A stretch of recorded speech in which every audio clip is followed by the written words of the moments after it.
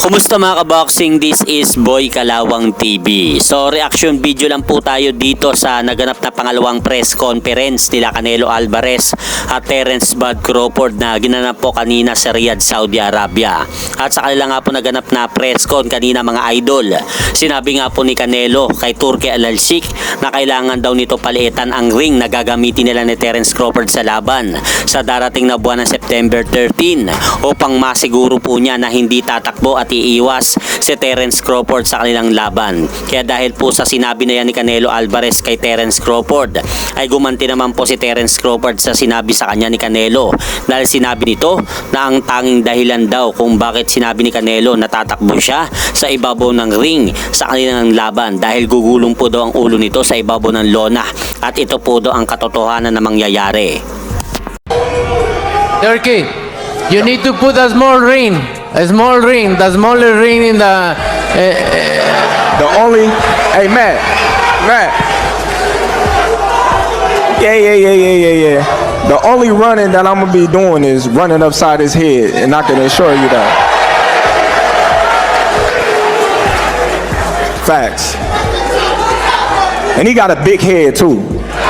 At sa kanila namang naganap na face-off kanina mga idol, kamuntik-muntikan pa nga magkagulo dahil nung magharap sila Canelo Alvarez sa Terence Crawford sa ibabaw ng intablado mga idol, ay bigla na lang pong idinikit ni Terence Crawford ang kanyang buong katawan kay Canelo Alvarez. Kaya bigla na lang pong nag-init itong si Canelo at gumante at itinulak naman po si Terence Crawford.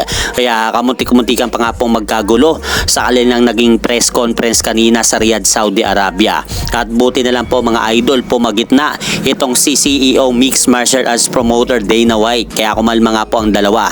At sa pangalawang pagkakataon mga idol, pinagharap muli ni Dana White sina Canelo Alvarez at Terence Crawford sa kanilang face-off. Pero sa pagkakataon pong ito, medyo malayo na ang dalawa at nakapaligid na sa kanila ang ilang mga security para kung sakaling magkagulo muli ay mabilis na silang mapaghihiwalay.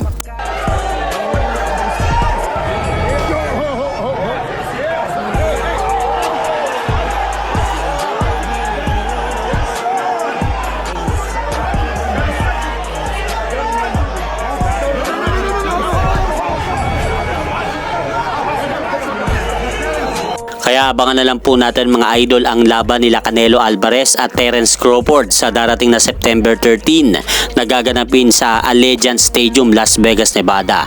At hanggang dito na lang po muna ang aking update sa mga ganapan sa mundo ng boxing. At syempre mga idol, huwag nyo rin pong kalimutan pakisuportahan nyo naman po muna ang ating munting channel. Maraming salamat po.